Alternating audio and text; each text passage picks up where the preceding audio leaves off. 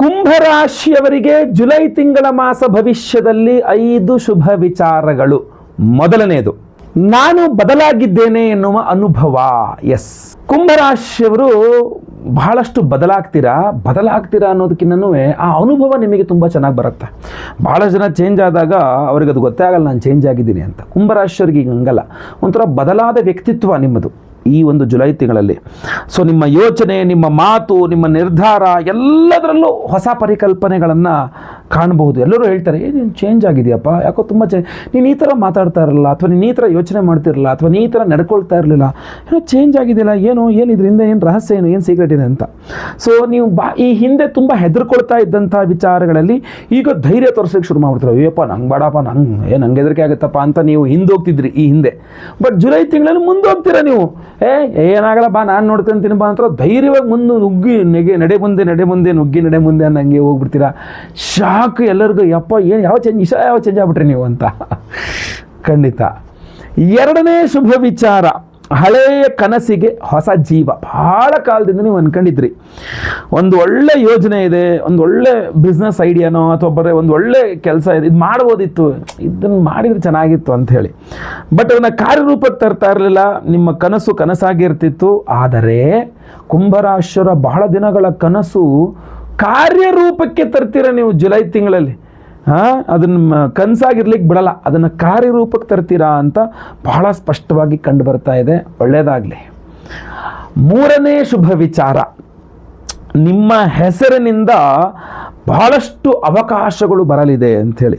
ಅಂದರೆ ಇದೊಂಥರ ಹೆಂಗೆ ಅಂದರೆ ನಿಮ್ಗೆ ಈ ಹಿಂದಿನ ನಿಮ್ಮ ಒಳ್ಳೆಯ ಕೆಲಸಗಳ ಪ್ರತಿಫಲ ಅಂತ ಅನ್ಕೋಬೋದು. ನೀವು ಏನಾಗುತ್ತೆ, ನೀವು ಈ ಹಿಂದೆ ಬಹಳ ಯಾರಿಗೋ ಒಂದು ತುಂಬ ಹೆಲ್ಪ್ ಮಾಡಿರ್ತೀರ.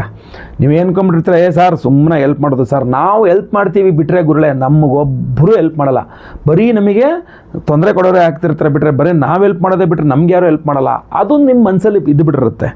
ಆದರೆ ಜುಲೈ ತಿಂಗಳಲ್ಲಿ ಏನಾಗುತ್ತೆ ಗೊತ್ತಾ, ನಿಮ್ಮ ಆ ಒಂದು ಭಾವನೆ ಬದಲಾಗುತ್ತೆ. ಯಾಕೆ ಅಂತಂದರೆ, ನೀವು ಈ ಹಿಂದೆ ಮಾಡಿದ ಒಂದು ಒಳ್ಳೆ ಕೆಲಸ ಅಥವಾ ನೀವು ಈ ಹಿಂದೆ ಮಾಡಿದ ಒಂದು ಒಳ್ಳೆ ಸಹಾಯ, ಹೊಸ ಅವಕಾಶಗಳನ್ನು ಸ್ವತಃ ನಿಮ್ಮನ್ನು ಹುಡ್ಕೊಂಡು ಬರೋಂಗೆ ಇವಾಗ ಮಾಡುತ್ತದು. ಈ ಯಾರಿಗೂ ಹೆಲ್ಪ್ ಮಾಡಿ ಮರ್ತೋಗ್ಬಿಟ್ಟಿದ್ದೀರಾ, ಅಥವಾ ಹೆಲ್ಪ್ ಮಾಡಿ ನೆನಪಿತ್ತು ಬಟ್ ಅವ್ರೇನೋ ಮಾಡಬೇಡಕ್ಕೆ ಅಂತ ಸುಮ್ಮನೆ ಆಗ್ಬಿಟ್ಟಿದ್ದೀರಾ. ಬಟ್ ಈ ತಿಂಗಳು ಅವ್ರು ಹುಡ್ಕೊಂಬಂದು, ನೀವು ಅವಾಗ ಹೆಲ್ಪ್ ಮಾಡಿದ್ರಲ್ಲ, ತೊಳಿ ನಾನು ಇವಾಗ ಹೆಲ್ಪ್ ಮಾಡ್ತಾಯಿದ್ದೀನಿ ಅನ್ನೋ ಥರ ನಿಮ್ಮ ಕಷ್ಟಕ್ಕೆ ಈಗ ಅವರು ಆಗುತ್ತಾರೆ ಅನ್ನುವಂಥದ್ದು ಸ್ಪಷ್ಟವಾಗಿ ಕಂಡು ಬರ್ತಾ ಇದೆ. ಇನ್ನು ನಾಲ್ಕನೇ ಶುಭ ವಿಚಾರ, ಕಳೆದು ಹೋದ ವಸ್ತು ಅಥವಾ ಒಂದು ಸಂಪರ್ಕ ಮರಳಿ ಸಿಗುವ ಸಾಧ್ಯತೆ ಸ್ಪಷ್ಟವಾಗಿ ಬಹಳ ದಿನದಿಂದ ಕಾಂಟ್ಯಾಕ್ಟಲ್ಲೇ ಇರಲಿಲ್ಲ ಒಬ್ಬರು, ನಿಮಗೆ ಅವರು ಬೇಕಾಗಿತ್ತು, ನೀವು ಕೂಡ ಭಾಳ ಕಾಲದಿಂದ ಕಾಂಟ್ಯಾಕ್ಟ್ ಇರಲಿಲ್ಲ, ಹೆಂಗೆ ಅವ್ರನ್ನ ಕಾಂಟ್ಯಾಕ್ಟ್ ಮಾಡೋದು ಅಂತ ಒದ್ದಾಡ್ತಾ ಇದ್ರಿ. ಅಥವಾ ಕಳೆದು ಹೋಗಿತ್ತು ಒಂದು ವಸ್ತು, ಒಂದು ಅವಕಾಶ ಕಳೆದೋಗ್ಬಿಟ್ಟಿತ್ತು, ಅದು ಭಾಳ ದಿನ ಇದ್ದರೆ ಇವಾಗ ಹೆಲ್ಪ್ ಆಗ್ತಿತ್ತು ನನಗೆ ಅಂತ ಅಂದ್ಕೊಂಡಿದ್ರಿ. ಬಟ್ ಅದು ಜುಲೈ ತಿಂಗಳಲ್ಲಿ ಸಿಗುತ್ತೆ ಅಥವಾ ಸಿಗ್ತಾರೆ.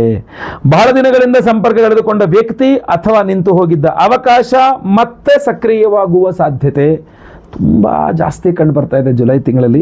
ಒಳ್ಳೆಯದಾಗಲಿ. ಇನ್ನು ಐದನೇದು, ಹೊಸ ಆದಾಯದ ದಾರಿ ಅಂತ. ಸೊ ನೀವೊಂದು ಇಂಪಾರ್ಟೆಂಟ್ ನೀವೊಂದು ಕೆಲಸ ಅಂತ ಮಾಡ್ತಾ ಇರ್ತೀರ, ಆ ಕೆಲಸ ಬಿಟ್ಟು ನೀವು ಮತ್ತೊಂದು ಹೊಸ ದಾರಿ ಹುಡುಕೊಂಡ್ಬಿಡ್ತೀರಾ ಆದಾಯದ್ದು. ಓಹೋ ಹಿಂಗೂ ಮಾಡ್ಬೋದಲ್ವಾ, ದುಡ್ಡು ಬರುತ್ತಲ್ವಾ ನಮಗೆ ಅಂಥೇಳಿ. ಸೊ ಒಂದು ಆದಾಯದ ಮೂಲ ಸೃಷ್ಟಿ ಆಗಿಬಿಡುತ್ತೆ ಅಂತ ಕಂಡು ಬರ್ತಾ ಇದೆ. ಸೊ ಬಹಳ ಚೆನ್ನಾಗಿದೆ ಇದೊಂದು. ಸಡನ್ನಾಗಿ ಯಾರಿಗೋ ಏನೋ ಇಲ್ಲೊಂದು ಸೈಟ್ ಇದೆ ಬೇಕಾದ್ರೆ ನೋಡಿ ಅಂತಂದ್ರಿ, ಸ್ವಲ್ಪ ಓಡಾಡಿದ್ರಿ, ಗೊತ್ತಿಲ್ಲದೋ ಅದು ವ್ಯವಹಾರ ಆಗೋಯ್ತು, ನಿಮ್ಗೆ ಅನಿರೀಕ್ಷಿತವಾಗಿ ದುಡ್ಡು ಬಂತು. ಯಾರೊಬ್ಬರೇನೋ ಮಾರಾಟ ಮಾಡಬೇಕು ವಸ್ತುವನ್ನು, ಇನ್ನೊಬ್ರು ಯಾರಿಗೋ ಬೇಕು, ನೀವು ಅದನ್ನು ಮಾಡಿಸ್ಕೊಟ್ರಿ, ನಿಮ್ಗೊಂದಿಷ್ಟು ಅನಿರೀಕ್ಷಿತ ದುಡ್ಡು ಬಂದ್ಬಿಡ್ತು. ಅಥವಾ ನಿಮ್ಮ ಹತ್ರ ಏನೋ ಒಂದು ಐಟಮ್ ಇದೆ, ಯಾರಿಗೋ ಬೇಕು ತಗೊಳ ಅಂತ ನೀವೇನು ದುಡ್ಡನ್ನ ಆಸೆ ಇಟ್ಕೊಂಡು ಕೊಟ್ಟಿಲ್ಲ, ಹೋಗ್ಲಿ ಅಂತ ಕೊಟ್ರಿ, ಅದು ನೋಡ್ರೆ ಅನಿರೀಕ್ಷಿತ ದುಡ್ಡು ಬಂದುಬಿಡ್ತು. ಹಂಗೆ ನಾನು ಫ್ರೀ ಟೈಮಲ್ಲಿ ಇದನ್ನು ಮಾಡ್ಬೋದಲ್ವಾ ಅಂತ ಅನ್ನಿಸ್ತು. ಸುಮ್ಮನೆ ನೀವೇನೋ ಕೆಲಸ ಮಾಡ್ತಿದ್ರಿ, ಯಾರೋ ಏನೋ ಅಡುಗೆ ಮಾಡಿಕೊಡೋ ಕೇಳಿದ್ರು, ನೀವು ಹೋಗಿ ಮಾಡಿಕೊಟ್ರಿ, ನೀವು ಮಾಮೂಲಾಗಿ ಮಾಡಿಕೊಟ್ರಿ, ಅವ್ರು ಅದಕ್ಕೆ ದುಡ್ಡು ಕೊಟ್ಟರು. ಅಥವಾ ಅವರೇ ಇನ್ನೊಂದು ಕಡೆ ಮಾಡಿಕೊಡ್ತೀರಾ, ಫ್ರೀಯಾಗಿ ಏನು ಮಾಡಬೇಡಿ ದುಡ್ಡು ಕೊಡಿ ಬೇಕಾದ್ರೆ ಮಾಡಿಕೊಡಿ ಅಂತಂದರು. ಅಥವಾ ನಮಗೆ ಮನೆಗಳಿಗೆಲ್ಲ ಒಂದು 4-5 ಮನೆ ಇದೀವಿ, 4-5 ಫ್ರೆಂಡ್ಸ್ ಇದ್ದು, ನಮಗೆಲ್ಲ ಊಟ ಮಾಡಿಕೊಡಿ, ಅಡುಗೆ ಮಾಡಿಕೊಡಿ ಅಂದರು. ಏನೋ ಒಂದು ಯಾರಿಗೆ ಇದು ಆಪ್ಟ್ ಆಗುತ್ತೋ ಅವ್ರಿಗೆ ಆಪ್ಟ್ ಆಗುತ್ತೆ. ನಾನು ಹೇಳ್ತಿರೋದು ನಿಮ್ಮ ಒಂದು ವಿಚಾರವಾಗಿ ಬೇರೆ ಬೇರೆ ಇರ್ಬೋದು, ಬಟ್ ಅನಿರೀಕ್ಷಿತ ನಿಮಗದು ನಿಮ್ಮ ನಿತ್ಯ ನೈಮಿತ್ತಿಕ ನಿಮ್ಮ ಜಾಬ್ ಬಿಟ್ಟು ಮತ್ತು ಎಕ್ಸ್ಟ್ರಾ ಬಂದಿರತಕ್ಕಂಥದ್ದು. ಸೊ ಅದು ನಿಮಗೆ ಒಂದು ಎಕ್ಸ್ಟ್ರಾ ಫಂಡಿಂಗ್ ಕೊಡುವ ಸಾಧ್ಯತೆ ಚೆನ್ನಾಗಿದೆ. ಇದು ನೆನ್ಪಿಟ್ಕೋಬೇಕು ನೀವು, ಇದನ್ನು ಯೂಸ್ ಮಾಡ್ಕೊಳ್ಬೇಕು ನೀವು. ಅದಕ್ಕೆ ಈ ಶುಭ ವಿಚಾರಗಳು ನಿಮಗೆ ಚೆನ್ನಾಗಿ ಕೆಲಸ ಆಗಬೇಕು, ನಾನು ಅನ್ದಂಗೆ ಆಗಬೇಕು ಅನ್ನುವ ಕಾರಣಕ್ಕೆ ನಾವು ವಿಶೇಷವಾದ ಪರಿಹಾರವನ್ನು ಮಾಡಿ ವಿಶೇಷ ಪ್ರಸಾದವನ್ನು ಕೊಡ್ತಾ ಇದ್ದೇವೆ. ಅದ್ರ ಬಗ್ಗೆ ತಿಳ್ಕೊಬೇಕು ನೀವು. ಜೂನ್ 29ನೇ ತಾರೀಕು ಸೋಮವಾರ ಜ್ಯೇಷ್ಠ ಮಾಸದ ಹುಣ್ಣಿಮೆ. ಅವತ್ತಿನ ದಿವಸ ಬಹಳ ವಿಶೇಷವಾಗಿ ಭೂಮಿ ಪೂರ್ಣಿಮಾ ಅವತ್ತು ವಟಸಾವಿತ್ರಿ ವ್ರತ ಮಾಡುವಂತಹ ದಿವಸ ಅವತ್ತು.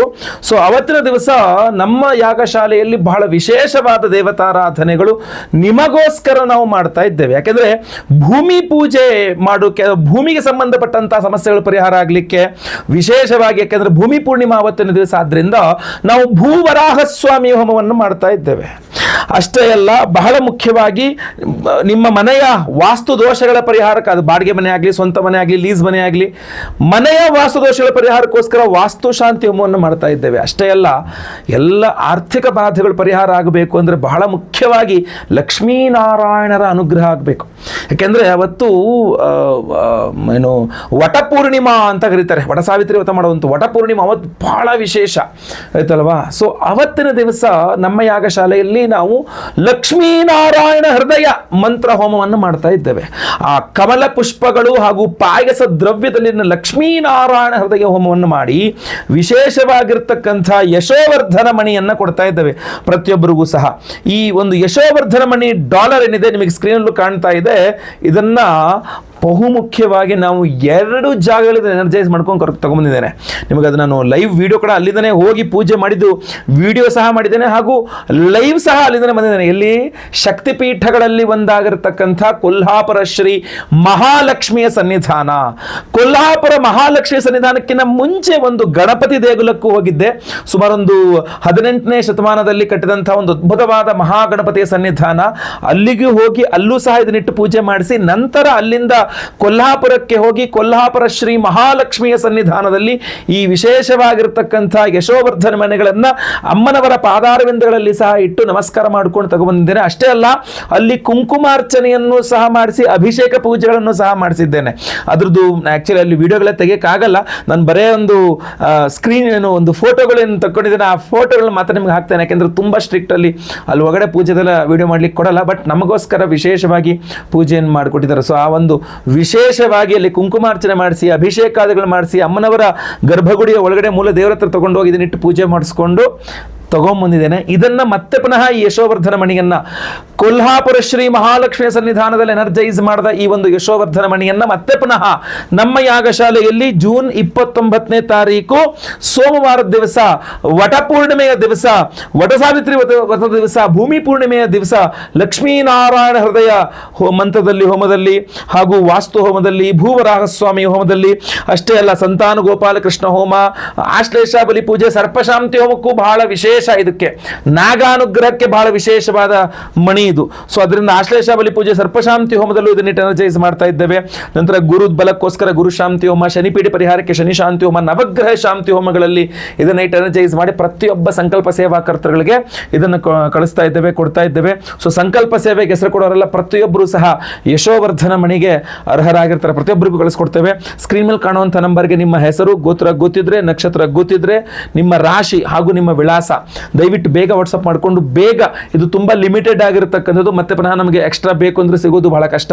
ಸೊ ಆದ್ರಿಂದ ಬಹಳ ಮುಖ್ಯವಾದಂತಹ ಯಶೋವರ್ಧನ ಮಣಿಯನ್ನ ಜೂನ್ 29ನೇ ತಾರೀಕು ಜ್ಯೇಷ್ಠ ಮಾಸದ ಹುಣ್ಣಿಮೆ ದಿವಸ, ವಟ ಸಾವಿತ್ರಿ ವ್ರತ ಹಾಗೂ ಭೂಮಿ ಪೂರ್ಣಿಮೆಯ ದಿವಸ ನಮ್ಮ ಯಾಗಶಾಲೆಯಲ್ಲಿ ನಾವು ಅದನ್ನು ಇಟ್ಟು ಲಕ್ಷ್ಮೀನಾರಾಯಣ ಹೃದಯ ಹೋಮ, ವಾಸ್ತು ಹೋಮ, ಭೂವರಾಹ ಸ್ವಾಮಿ ಹೋಮ, ಆಶ್ಲೇಷ ಬಲಿ ಪೂಜೆ, ಸರ್ಪಶಾಂತಿ ಹೋಮ, ಸಂತಾನ ಗೋಪಾಲ ಕೃಷ್ಣ ಹೋಮ, ಗುರುಶಾಂತಿ ಶನಿಶಾಂತಿ ಸಹಿತ ಮಹಾನವಗ್ರಹ ಶಾಂತಿ ಹೋಮಗಳ ಎನರ್ಜೈಸ್ ಮಾಡಿ ನಿಮಗೆ ಕೊಡ್ತಾ ಇದ್ದೇವೆ. ಪ್ರತಿಯೊಬ್ಬರು ಇದನ್ನ ಒಂದು ಕೆಂಪು ಅಥವಾ ಕಪ್ಪು ದಾರದಲ್ಲಿ ಕುತ್ತಿಗೆಯಲ್ಲಿ ಧಾರಣೆ ಮಾಡ್ಕೊಳ್ಬಹುದಾಗಿರ್ತದೆ. ಪಾಕೆಟಲ್ಲಿ ಇಟ್ಕೊಳ್ಬಹುದು, ಪರ್ಸಲ್ಲಿ ಇಟ್ಕೊಳ್ಬಹುದು, ದೇವರ ಮೇಲೆ ಇಟ್ಕೊಳ್ಬಹುದು, ಲಾಕರಲ್ಲಿ ಇಟ್ಕೊಳ್ಬಹುದು.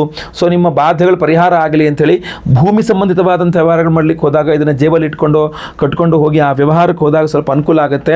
ಇನ್ನೂ ವಿಶೇಷವಾಗಿ ಹೇಳ್ತೇನೆ, ಎಲ್ಲ ಹೋಮಗಳ ಭಸ್ಮ, ನಾಗಾರಾಧನೆ, ಅರ್ಶನ ಪ್ರಸಾದ ಸಹಿತ ಈ ಬಾರಿ ವಿಶೇಷವಾಗಿ ಕೊಲ್ಹಾಪುರ ಶ್ರೀ ಮಹಾಲಕ್ಷ್ಮಿಯ ಸನ್ನಿಧಾನದಲ್ಲಿ ಕುಂಕುಮಾರ್ಚನೆ ಮಾಡಿದ ಕುಂಕುಮ ತಗೊಂಡೇನೆ, ಅದನ್ನು ಸಹ ಪ್ರಸಾದ ಸ್ವರೂಪದಲ್ಲಿ ಹಾಕಿ ಕಳಿಸ್ಕೊಡ್ತೇನೆ. ಸೊ ಅದರಿಂದ ಈ ಬಾರಿ ಅರ್ಶನ ಜೊತೆಗೆ ಕುಂಕುಮನೂ ಸಹ ಅದರಲ್ಲೇ ಇರ್ತದೆ.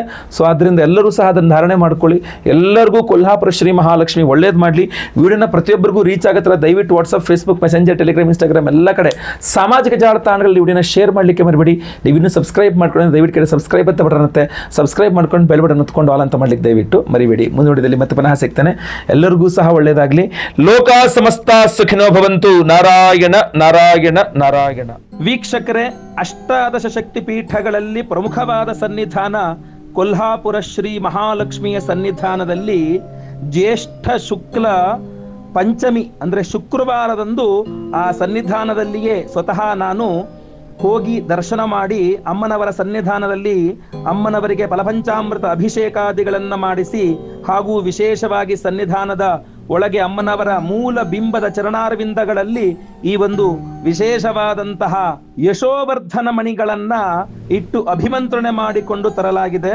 ಮೊದಲು ನೀವು ಫೋಟೋದಲ್ಲಿ ನೋಡುವಂತ, ಯಾಕೆಂದ್ರೆ ಅಲ್ಲಿ ವಿಡಿಯೋ ಮಾಡುವ ಅವಕಾಶ ಇರಲಿಲ್ಲ, ಅದರಿಂದ ಫೋಟೋಸ್ ಮಾತ್ರ ತೆಗೆದುಕೊಂಡಿದ್ದೇನೆ. ಅದೇ ರೀತಿಯಲ್ಲಿ ಫಲಪಂಚಾಮೃತ ಅಭಿಷೇಕವನ್ನ ಮಾಡಿ ಕುಂಕುಮಾರ್ಚನೆಯನ್ನ ಮಾಡಿಸಿಕೊಂಡು ನಂತರ ಆ ಯಶೋವರ್ಧನ ಮಣಿಗಳನ್ನು ತೆಗೆದುಕೊಂಡು ಗರ್ಭಗುಡಿಯ ಒಳಗಡೆ ಹೋಗಿ ಅಮ್ಮನವರ ಚರಣಾರವಿಂದಗಳಲ್ಲಿ ಅಲ್ಲಿ ಯಶೋವರ್ಧನ ಮಣಿಗಳನ್ನು ಇರಿಸಿ ಎನರ್ಜೈಸ್ ಮಾಡಿಕೊಂಡು ಅಲ್ಲಿಂದ ತಂದಿದ್ದೇನೆ. ಸೊ ಅದೆಲ್ಲದೂ ಸಹ ನಿಮಗೆ ಈ ಫೋಟೋಗಳಲ್ಲಿ ನೀವು ಕಾಣಬಹುದಾಗಿದೆ. ಎಲ್ಲರಿಗೂ ಸಹ ಒಳ್ಳೆಯದಾಗಲಿ. ಯಶೋವರ್ಧನ ಮಣಿ ಬೇಕಾಗಿರತಕ್ಕಂಥವ್ರು ಕೂಡಲೇ ಸಂಕಲ್ಪ ಸೇವೆಗೆ ಹೆಸರನ್ನು ಕೊಟ್ಟುಕೊಳ್ಳಿ. ಒಳ್ಳೆಯದಾಗಲಿ. ನಮಸ್ಕಾರ. ಕೊಲ್ಹಾಪುರ ಮಹಾಲಕ್ಷ್ಮಿಯ ಸನ್ನಿಧಾನದಲ್ಲಿ ಇವತ್ತು ಬೆಳಗ್ಗೆ ತುಂಬ ಚೆನ್ನಾಗಿ ದರ್ಶನ ಆಯಿತು, ಪೂಜೆ ಆಯಿತು. ನಮ್ಮ ವಿಶೇಷ ಹುಣ್ಣಿಮೆಯ ಒಂದು ಸಂಕಲ್ಪ ಸೇವಾ ಪ್ರಸಾದಗಳನ್ನು ಮೂಲ ಗರ್ಭಗುಡಿಯ ಅಲ್ಲೇ ದೇವಿಯ ಚರಣಗಳಲ್ಲಿ ಇಟ್ಟು ನಮಸ್ಕಾರ ಮಾಡಿಕೊಂಡು ಅಲ್ಲಿಂದ ಪ್ರಸಾದವನ್ನು ತಗೊಬರಲಾಗಿದೆ. ಜೊತೆಗೆ ಇಲ್ಲೇ ಅದನ್ನು ಇಟ್ಟು ಅಭಿಷೇಕ ಪೂಜೆಗಳನ್ನೆಲ್ಲ ಮಾಡಲಾಗಿದೆ. ಎಲ್ಲ ಕಡೆ ಕ್ಯಾಮ್ರಾ ಅಲವ್ ಇಲ್ಲ ಒಳಗಡೆ, ಸೊ ಅದರಿಂದ ಅದನ್ನು ತೋರಿಸ್ಲಿಕ್ಕಾಗಲಿಲ್ಲ.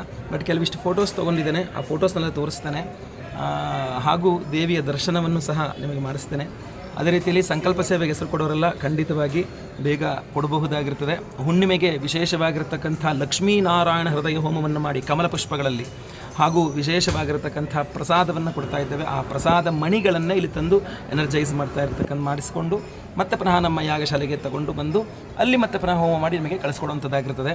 ಸೊ ದಯವಿಟ್ಟು ಪ್ರತಿಯೊಬ್ಬರೂ ಸಹ ಸಂಕಲ್ಪ ಸೇವೆ ಕೊಟ್ಕೊಳ್ಳಿ. ಸ್ಕ್ರೀನಲ್ಲಿ ಕೊಡೋ ನಂಬರ್ಗೆ ವಾಟ್ಸಪ್ ಮಾಡ್ಕೊಳ್ಳಿ ಅಥವಾ ಕರೆ ಮಾಡ್ಕೊಳ್ಳಿ. ನಮಸ್ಕಾರ.